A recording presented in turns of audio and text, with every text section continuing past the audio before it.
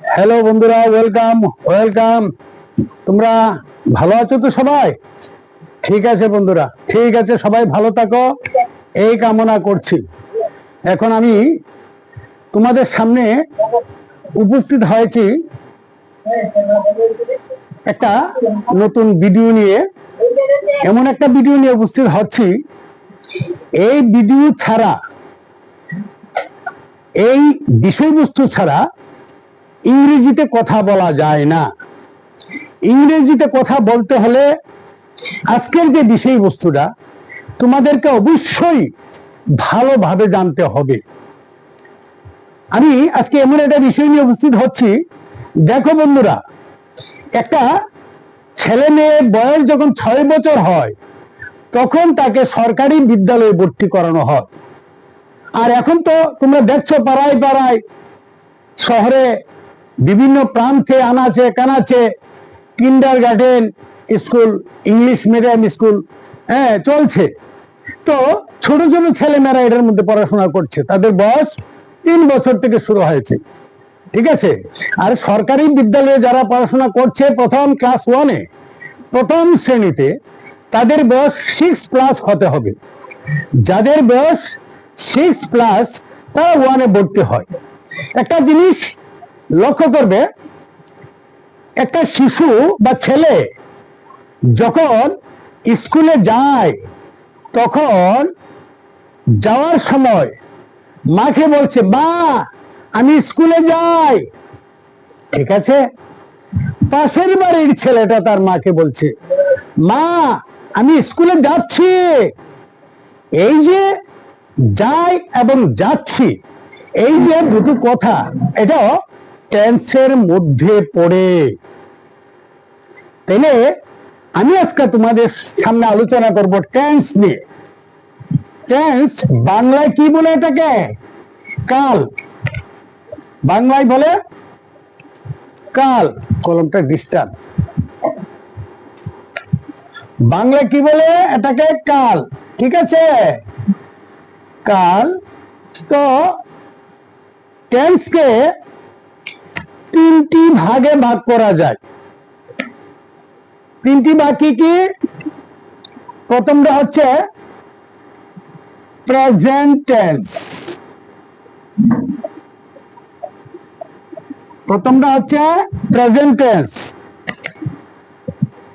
দ্বিতীয় হচ্ছে past tense. Past tense. তৃতীয় হচ্ছে ফিউচার টেন্স।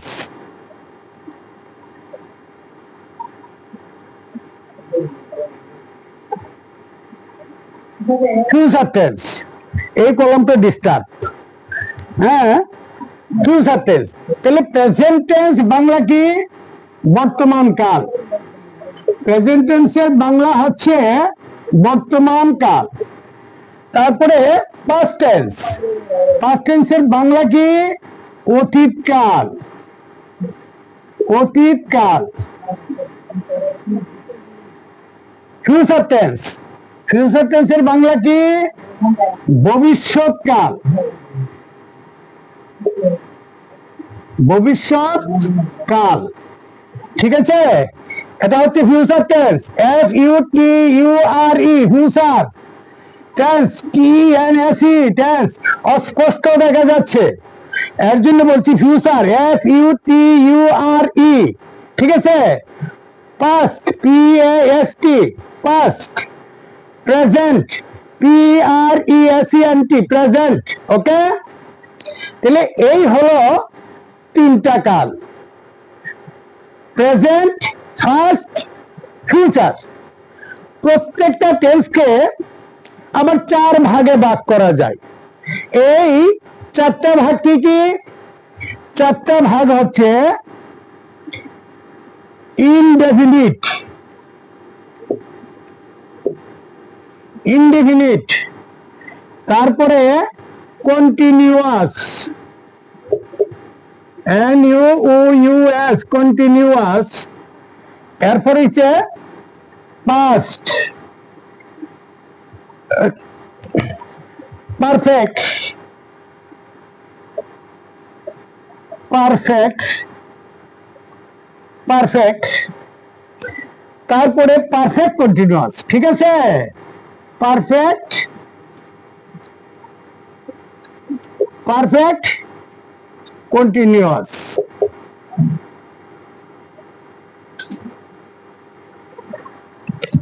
দেখো বন্ধুরা, আবার বলছি, প্রত্যেকটা টেন্সকে কয় ভাগে ভাগ করা যায়? 4 ভাগে। কি কি? Indefinite, continuous, perfect, perfect continuous. তাহলে এখানে দেখো, আমি এইখানে একটা ভাগটা করে নিলাম, এটা হচ্ছে প্রেজেন্ট, ঠিক আছে, এখানে প্রেজেন্ট লিখলাম। তাহলে প্রেজেন্ট টেন্সকে কয় ভাগে ভাগ করা যায়? 4 ভাগে। কি কি ভাগগুলো? Present indefinite, present continuous, present perfect, present perfect continuous. Okay, এইভাবে প্রেজেন্ট টেন্সকে আমরা 4 ভাগে ভাগ করলাম। এখন past tense, PAST, past, past টেন্সকেও এই 4টা ভাগে ভাগ করা যায়। কি কি? Past indefinite, past continuous, past perfect, past perfect continuous. Okay, এরপরে ফিউচার, FUTURE, ফিউচার। ফিউচার টেন্সকে 4 ভাগে ভাগ করা যায়। কি কি? Future indefinite, future continuous, future perfect, future perfect continuous. এই প্রত্যেকটা টেন্সকে কয় ভাগে ভাগ করা হয়েছে? 4 ভাগে। তাহলে সর্বমোট কটা ভাগ হলো? 12টি ভাগ হলো। তাইলে আমরা একটা কথাকে 12 রকম ভাবে বলতে পারি। একটা কথাকে কতভাবে বলতে পারি? 12 রকম ভাবে, যে কোনো ভার্ব দিয়ে। গো ভার্ব বলো, ডু ভার্ব বলো, রিড ভার্ব বলো, প্লে ভার্ব বলো, যে কোনো ভার্ব দিয়ে একটা কথাকে এইভাবে 12 রকম যদি আমি বলতে পারি, তাহলে আমি কথা বলতে আমার অসুবিধা হবে না, ঠিক আছে। ওকে, আমি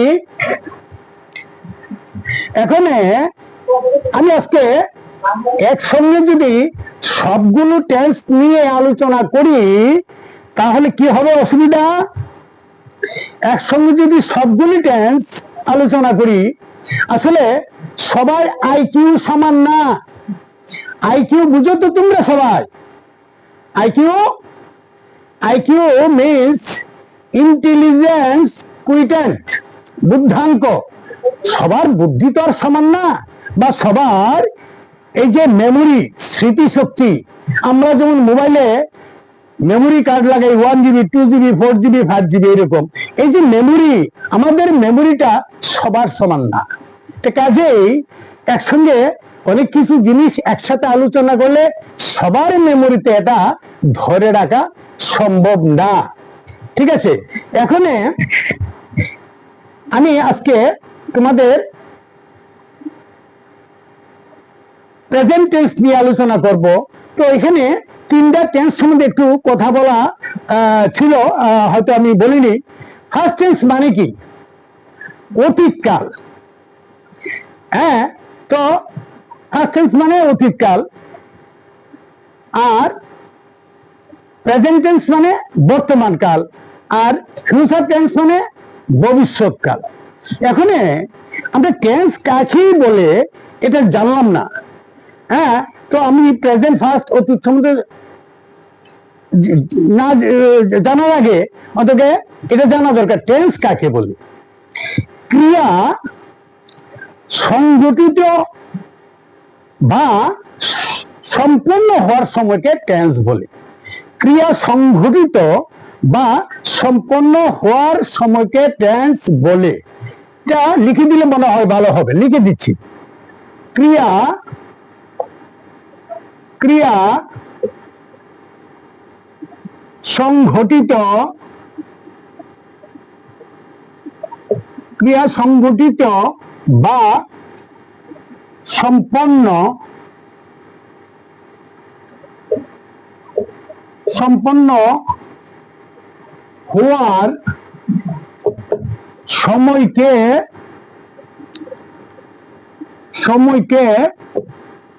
টেন্স বলে। ঠিক আছে, ক্রিয়া সংঘটিত হওয়ার সময়কে টেন্স বলে, অথবা ক্রিয়া সম্পন্ন হওয়ার সময়কে টেন্স বলে। তো টেন্স কত প্রকার আমরা পেয়েছি? Present tense, past tense, future tense. তো এটা আবার কি? আমরা গতকাল যে কাজটা করেছিলাম এটা অতীত হয়ে গেছে, গত পরশুদিন যে কাজটা করেছিলাম এটাও অতীত হয়ে গেছে, গত বছর যে কাজটা করেছিলাম এটাও অতীত হয়ে গেছে, গত 20 বছর আগে, 50 বছর আগে, 100 বছর আগে, 200 বছর আগে যে কাজগুলো হয়ে গিয়েছে এটা অতীত কাল। ঠিক আছে, এটা ফার্স্ট টেন্স। আর এখন আমি দাঁড়িয়ে তোমাদের সামনে কথা বলছি, এটা হচ্ছে প্রেজেন্ট টেন্স। আগামী দিন যে ঘটনাটা ঘটবে, আগামীকাল, আগামী পরশু, 1 মাস পরে, 2 মাস পরে, 1 বছর পরে, 3 বছর পরে হতে পারে, 30 বছর পরে হতে পারে, তো এটাকে বলে ভবিষ্যৎকাল। ঠিক আছে, তো এখানে প্রেজেন্ট টেন্সের একটা উদাহরণ আমি দিচ্ছি না, যেমন আই গো, ঠিক আছে, এটা কি? Present tense. যেমন ওই আই এম গোয়িং, এটা কি? এটা প্রেজেন্ট টেন্স।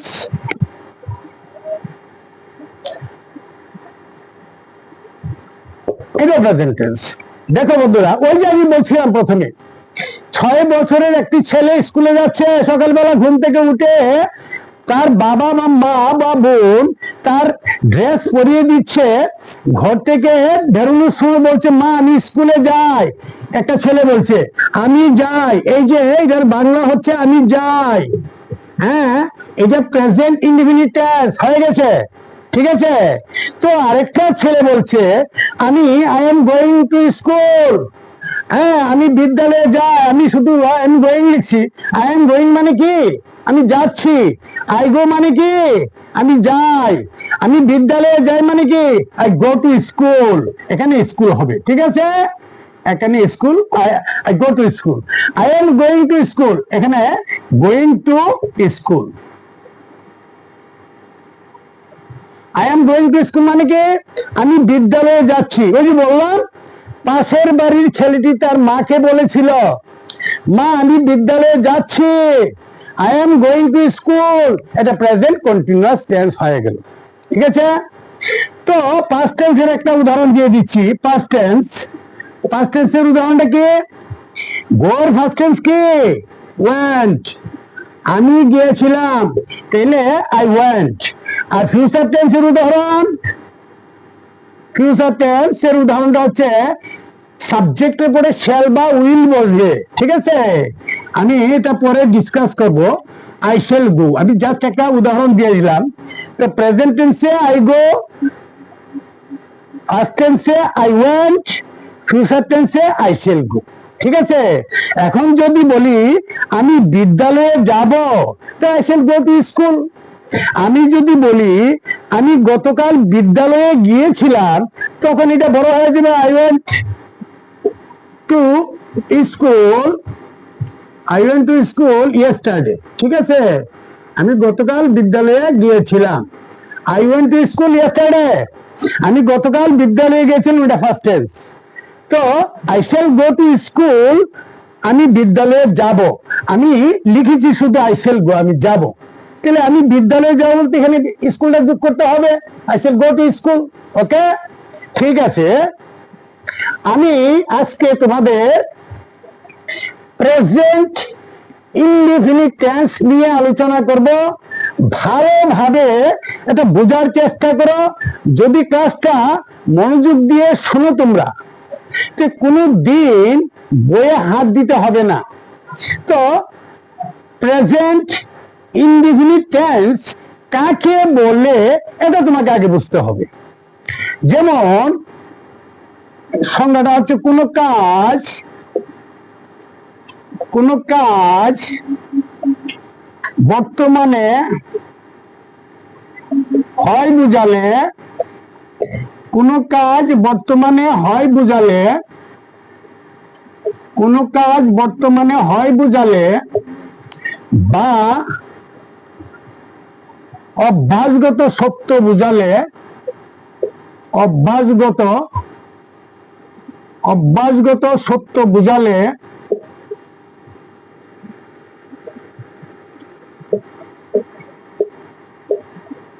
বা চিরসত্য বুঝালে, চিরসত্য বুঝালে present, PRESENT, present indefinite, INDEFINITE,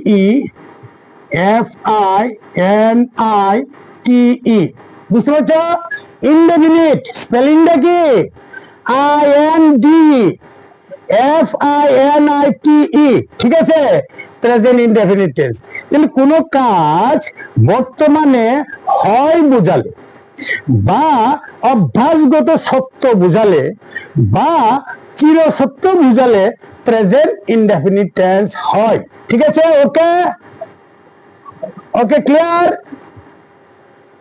ঠিক আছে।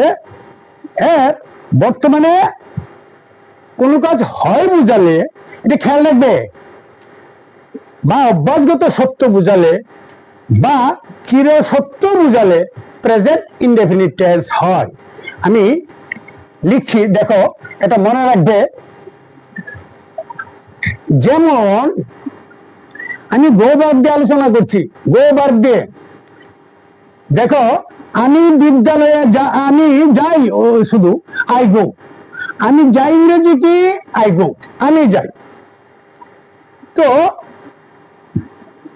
আমি বিদ্যালয়ে যাই ইংরেজি কি হবে? I go to school, I go to school. ঠিক আছে? আমি বিদ্যালয়ে যাই, আই গো টু স্কুল। এখন আমরা বিদ্যালয়ে যাই ইংরেজি কি হবে? আমরা উই, আমরা ইংরেজি কি? We, we go to school, we go to school. ঠিক আছে? এখন তুমি বিদ্যালয়ে যাই ইংরেজি কি হবে? ইউ। এই টেন্সটা লক্ষ্য করো, গঠন করার নিয়মটা কি দেখো। প্রথমে কি বসালাম? সাবজেক্ট, SUB, সাবজেক্ট, এটা সাবজেক্ট, JECT, সাবজেক্ট। তারপরে কিছুগুলো ভার্ব, কিছুগুলো ভার্ব, লক্ষ্য করো। এরপরে কিছুগুলো ভার্বের সাথে, এই ভার্বের সাথে কিছুগুলো এস বা ইয়েস, এখানে এস বা ইয়েস। তাহলে প্রথমেই বসালাম সাবজেক্ট, এটা কি? সাবজেক্ট, এইটা হলো সাবজেক্ট। এরপরে বসালাম ভার্ব, এই যে ভার্ব। ঠিক আছে? ভার্ব। তাহলে এই টেন্সটা গঠন করতে গিয়ে শুধু সাবজেক্ট আর ভার্ব। ওকে? প্রথমে সাবজেক্ট, তারপরে ভার্ব।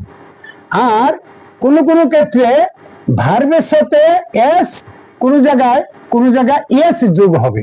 তাহলে দেখো, আমি আসছি আস্তে আস্তে। আমি বিদ্যালয়ে যাই, আই গো টু স্কুল। আমরা বিদ্যালয়ে যাই, উই গো টু স্কুল। তুমি বিদ্যালয়ে যাও, কি হবে? ইউ সাবজেক্ট, এটা উই সাবজেক্ট, এটা ভার্ব, এটা ভার্ব। তাহলে সাবজেক্টের পরে ভার্ব বসলো, ইউ গো টু স্কুল, তুমি বিদ্যালয়ে যাও। ঠিক আছে?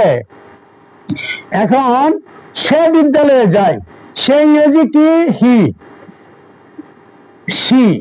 সি মানে কি? সে। হি মানে কি? সে। পুংলিঙ্গ যখন হবে তখন হবে হি, স্ত্রীলিঙ্গ যখন বুঝাবে তখন হবে সি। ঠিক আছে? সে যায়। এখন আমি যদি লিখি হি গো, শব্দের মধ্যে লিখেছি I go, we go, you go. ঠিক আছে? তোমরা যাও, এটাও ঠিক এইরকম, তোমরা ইউ গো, তোমরা ইউ গো। সিঙ্গুলার নাম্বারে ইউ, প্লুরাল নাম্বারে ইউ। ঠিক আছে? কোনো পরিবর্তন নেই। কিন্তু সে যায়, থার্ড পারসন সিঙ্গুলার নাম্বার। এখানে সাবজেক্ট আমি বসালাম হি বা সি, কিন্তু তখন ভার্বের সাথে ওই যে বলেছিলাম ভার্বের সাথে এস বা ইয়েস যোগ হবে, তেমনি গো ভার্ব লিখেছি, কি যোগ হবে? ইয়েস। সে যায়, ইংরেজি কি? হি গোস। সে বিদ্যালয়ে যায়, কি হবে? He goes to school. He goes to school. সে বিদ্যালয়ে যায়। এখন তারা, তারা বা সাধু ভাষায় যদি হয় তাহারা, ঠিক আছে? তাহারা, তাহারা বা তারা বিদ্যালয়ে যায়, কি হবে? দে। কি হবে? দে। THEY। দে অর্থ কি? তারা বা তাহারা। দে কি হবে? দে হলো সাবজেক্ট, তারপর গো। দে গো টু স্কুল, ঠিক আছে? দে গো টু স্কুল। এখন যদি আমি বলি আমি রোজ বিদ্যালয়ে যাই, কি হবে? সেন্টেন্সটা আরো বড় হয়ে যাবে নাকি? I go to school every day. I go to school, কি হবে? এভরিডে।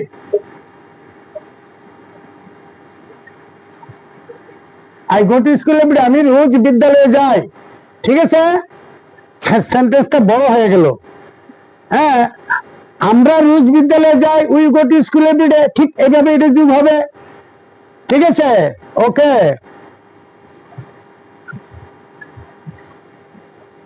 আমি আর দু একটা সেন্টেন্স লিখছি, দেখো। দেখো, সূর্য পূর্ব দিকে উঠে। সূর্য কোন দিকে উঠে?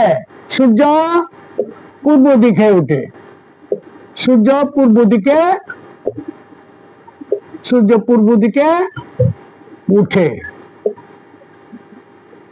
উঠে, সূর্য পূর্ব দিকে উঠে, ঠিক আছে? কি হবে ইংরেজিটা? দি সান। এটা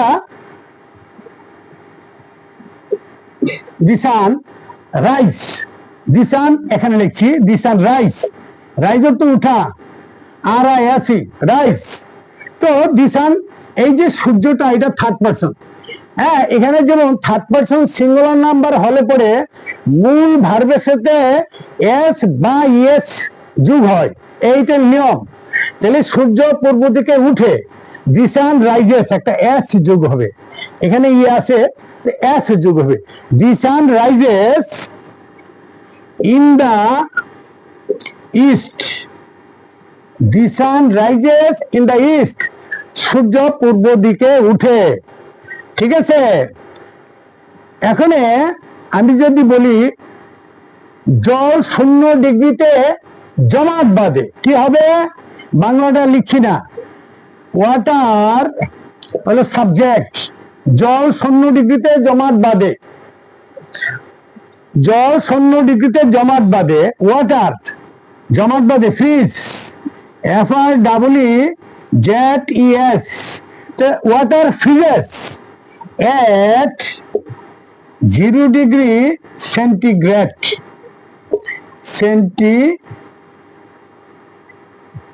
হ্যাঁ, water freezes at 0 degree centigrade, ঠিক আছে? ওকে। তাহলে জল 0 ডিগ্রিতে জমাট বাঁধে। এই যে দুটো সেন্টেন্স আমি লিখেছি এখানে, এই যে এই সেন্টেন্সটা লিখেছি সূর্য পূর্ব দিকে উঠে, এটা কিন্তু চিরন্তন সত্য। ওই যে আমি বলেছিলাম কোন কাজ বর্তমানে হয় বোঝালে বা অভ্যাসগত সত্য বোঝালে, হ্যাঁ, বা চির সত্য বোঝালে প্রেজেন্ট ইনডেফিনিট টেন্স হয়। I go to school every day, আমি রোজ বিদ্যালয়ে যাই, এটা কি? এটা অভ্যাসগত সত্য, এটা আমার অভ্যাস হয়ে গেছে গা। You go to school every day, he goes to school every day, সে রোজ বিদ্যালয়ে যায়, এটা অভ্যাসগত সত্য। এখন the sun rises in the east, সূর্য পূর্ব দিকে উঠে। হ্যাঁ, তাইলে এই যে সূর্য পূর্ব দিকে উঠে, এটা চির সত্য, ইউনিভার্সাল ট্রুথ, এটার্নাল ট্রুথ, এটাকে বলে চির সত্য। এইরকম ইউনিভার্সাল বা এটার্নাল ট্রুথ হলে পরে এটা প্রেজেন্ট ইনডেফিনিট টেন্স হয়। ক্লিয়ার? ওকে। এই যে ওয়াটার, জল 0 ডিগ্রিতে জমাট বাঁধে। আমার বাড়িতে জলটা 0 ডিগ্রিতে জমাট বাঁধলে তোমাদের বাড়িতে কি 0 ডিগ্রিতে জমাট বাঁধবে না? নিশ্চয়ই বাঁধবে। এখানে আবার 3 ডিগ্রিতে জল জমাট বাঁধবে না। তাহলে সব জায়গায় জল 0 ডিগ্রিতে জমাট বাঁধে। এটাও এটার্নাল ট্রুথ, ইউনিভার্সাল ট্রুথ, এটা চিরসত্য। এরকম চিরসত্য বুঝাইতে প্রেজেন্ট ইনডেফিনিট টেন্স হয়। ক্লিয়ার? ওকে। তারপরে আসছি বন্ধু, দেখো এটা মুছে ফেলেছি। তাহলে এখানে আমার প্রেজেন্ট ইনডেফিনিট টেন্স গঠন করার নিয়ম, প্রথমে কি বসবে? প্রথমে বসবে সাবজেক্ট, তারপরে কি বসবে? ভার্ব, তারপরে কি বসবে? ভার্বের সাথে কি যোগ হবে? ভার্বের সাথে এস বা ইএস যোগ হবে। ওকে, মানে ভার্বের প্রেজেন্ট ফর্ম বসবে সাবজেক্টের পরে। দেখো বন্ধুরা, এখানে টেন্স শিখতে গেলে আরো দুটি জিনিস পাশাপাশি চলে আসে। যেমন তোমরা পার্সনের কথা শুনেছো। পার্সন, পার্সন কত প্রকার তোমরা জানো? নিশ্চয় জানো, নিশ্চয় জানো পার্সন কত প্রকার। কিন্তু নিশ্চয় জানো বলেছি, কিন্তু আবার সবাই জানে এমনটা বলা যায় না। হয়তো আমি একজন নাও জানতে পারি। তাই পার্সন হলো 3 প্রকার। কি কি? ফার্স্ট পার্সন, তারপরে একটা হচ্ছে কি সেকেন্ড পার্সন, আরেকটা কি থার্ড পার্সন। ফার্স্ট পার্সন কে? আমি, আমরা। থার্ড পার্সন কে? সে, তাহারা। সেকেন্ড পার্সন কে? তুমি, তোমরা। এখানে ফার্স্ট পার্সন আমি, সেকেন্ড পার্সন, থার্ড পার্সন শিখলাম। নাম্বার আছে আরেকটা। নাম্বার কত প্রকার? নাম্বার 2 প্রকার। কি কি? Singular, SINGULAR, singular, singular number. আর একটা হচ্ছে plural number, PLURAL, plural, PLURAL, plural. Singular, SINGULAR, ঠিক আছে, সিঙ্গুলার। তাহলে সিঙ্গুলার নাম্বার। ওকে, নাম্বার 2 প্রকার। কি কি? সিঙ্গুলার নাম্বার এবং প্লুরাল নাম্বার। এখন first person, second person, third person. আমি ফার্স্ট পার্সন নিয়ে বলছি। আমি যাই, ইংরেজি কি হবে আগেই তোমাদের বলে দিয়েছি। আমি যাই, যেমন আই গো, সাবজেক্ট প্রথমে বসেছে, এরপরে ভার্বের যে প্রেজেন্ট ফর্ম গো, সোজা গো বসবে। আমি যাই, আই গো। ওকে, আমি যাই ইংরেজি কি আই গো। সাবজেক্টের পরে কি বসেছে? ভার্ব বসেছে। প্রথম সাবজেক্ট, তারপরে ভার্বের প্রেজেন্ট ফর্ম, বেস ফর্ম। ওকে, এখন আমি যাই, এটা ইংরেজি, এটা বাংলার হচ্ছে আমি যাই। আমরা যাই ইংরেজি কি হবে? আমরা যাই, উই গো। আমরা যাই ইংরেজি কি? We go. ঠিক আছে, এখানে দেখো প্রথমে কি বসেছে? সাবজেক্ট, তারপরে ভার্বের present form. Okay, we go. এখন তুমি যাও ইংরেজি কি হবে? You go. ঠিক আছে, তোমরা যাও ইংরেজি কি হবে? You go. তাহলে ঠিক একইভাবে প্রথমে সাবজেক্ট, তারপরে ভার্ব, একই প্যাটার্ন। ওকে, সাবজেক্ট তারপরে ভার্ব, মানে ভার্বের প্রেজেন্ট ফর্ম। এখন সে যায় ইংরেজি কি হবে? সে যায় ইংরেজি কি হবে? সি হইতে পারে, হি হইতে পারে, হ্যাঁ, তো আমার বাবা হতে পারে, তারপরে আমার সিস্টার হতে পারে। এখানে বন্ধুরা একটা জিনিস মনে রেখো, আমি আর তুমি ছাড়া এই পৃথিবীতে যত লোক আছে সব থার্ড পার্সন। এখন আমি আর তুমি কথা বলছি, এখন আমার বাবা থার্ড পার্সন আমার কাছে, আমার মা থার্ড পার্সন। ঠিক আছে, এখন তোমার মা, বাবা, বোন সব থার্ড পার্সন। ওকে, তো এখানে আমি আর তুমি ছাড়া এই পৃথিবীতে যত লোক আছে সব থার্ড পার্সন। তাহলে এখন সে যায় ইংরেজিটা কি হবে? ওই যে বলেছিলাম যে কোনো ভার্বের সাথে এস বা ইয়েস যোগ হবে, তো গো ভার্বের সাথে কি যোগ হবে? ইয়েস। সে যায় ইংরেজি কি? He goes. He subject, goes verb. এখানে পুংলিঙ্গ আর স্ত্রীলিঙ্গের মধ্যে ব্যবধান আছে, এটা পুংলিঙ্গ, এটা স্ত্রীলিঙ্গ। যদি সে যদি একটা মেয়ে হয়, সি গোস। ওকে, হ্যাঁ। এখন যদি বলি আমার বাবা যায়, মাই ফাদার গোস। আমার বোন যায়, মাই সিস্টার গোস। আমার ভাই যায়, মাই ব্রাদার গোস। ঠিক আছে। তারপরে দেখো তারা যায় ইংরেজি কি হবে? তারা যায় ইংরেজি কি হবে? দে গো। তারা যায় ইংরেজি কি? দে গো। বাংলাটা কি লিখতে হবে? এটার বাংলা হচ্ছে সে যায়। সে যায়, এটা তারা যায়। তারা যায় উন্তুস্তয়। অনেক সময় দেখা যায় ছোট ছোট ছেলে মেয়েদের ক্ষেত্রে, তোমাদের ক্ষেত্রে তো নিশ্চয়ই হবে না, হ্যাঁ, যাই আর যাই বেশ কম আছে। যেমন এখানে আমি যাই, ইংরেজিতে কি? আমি আমি যাই। তো আমি যাই বানানটা কি হবে? উন্তুস্ত জয়াকার রস্যই। ঠিক আছে, আমি যাই। আর এখানে তুমি যাও, যাও বানানটা কিরকম? ও। ঠিক আছে, ও। যাও, তুমি যাও, তোমরা যাও। এখানে second person singular number you, second person plural number you, কোনো দ্যার ইজ নো ডিফারেন্স, হ্যাঁ, কোনো পার্থক্য নেই। ঠিক আছে। একটা জিনিস লক্ষ্য করো, এই যে আমি কয়টা লিখেছি এখানে বাক্য? 6টা সেন্টেন্স লিখেছি। একটা হচ্ছে আমি যাই, I go, we go, you go, he goes বা সি গোস। ঠিক আছে, সি গো, হি গোস বা সি গোস। দেখো কয়টা সেন্টেন্স হয়েছে? 6টা সেন্টেন্স হয়েছে। প্রত্যেকটা সেন্টেন্সের মধ্যে দেখো 6টার মধ্যে 5টা সেন্টেন্সের মধ্যে গো আছে, দেখেছ? কিন্তু দেখা যায় থার্ড পারসন সিঙ্গুলার নাম্বারের ক্ষেত্রে একমাত্র মূল ভার্বের সাথে এস বা ইয়েস যোগ হয়। এখানে গো ভার্বের সাথে ইয়েস যোগ হয়েছে। বুঝতে পারছ? ঠিক আছে বন্ধুরা, এই আজকে প্রেজেন্ট ইনডেফিনিট টেন্স নিয়ে আলোচনা করেছি। আমি কি ভার্ব নিয়ে আলোচনা করেছি?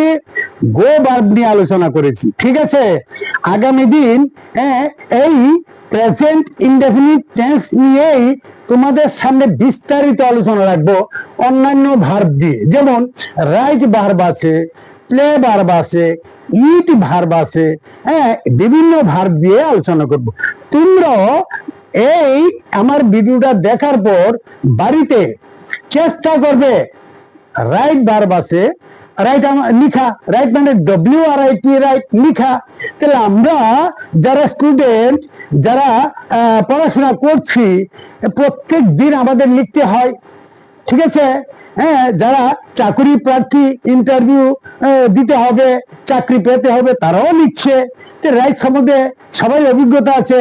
তারপরে আমরা ঘুম থেকে উঠলেই আমরা ভাত খেতে হয়, 3 বেলা ভাত খেতে হয়।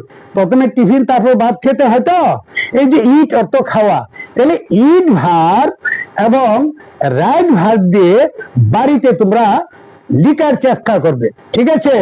আগামী ভিডিওতে আমি আবার এটা নিয়ে বিস্তারিত আলোচনা করব। যদি কারো কোনো বুঝতে অসুবিধা হয় কমেন্ট করে জানাবে। তবে তোমাদের কাছে আমি বিদায় নেওয়ার আগে একটা কথা বলছি, আমার এই ভিডিওটা তোমরা লাইক, শেয়ার, কমেন্ট করবে এবং সাবস্ক্রাইব করে দেবে। তোমাদের বন্ধু বান্ধবদের কাছে শেয়ার করে দিবে, যাতে বন্ধু বান্ধবরাও আমার এই ভিডিওটা দেখে অন্তত কিছুটা উপকৃত হতে পারে। তার জন্য তোমরা শেয়ার করে দিবে। ঠিক আছে বন্ধুরা, thank you so much everyone. Okay.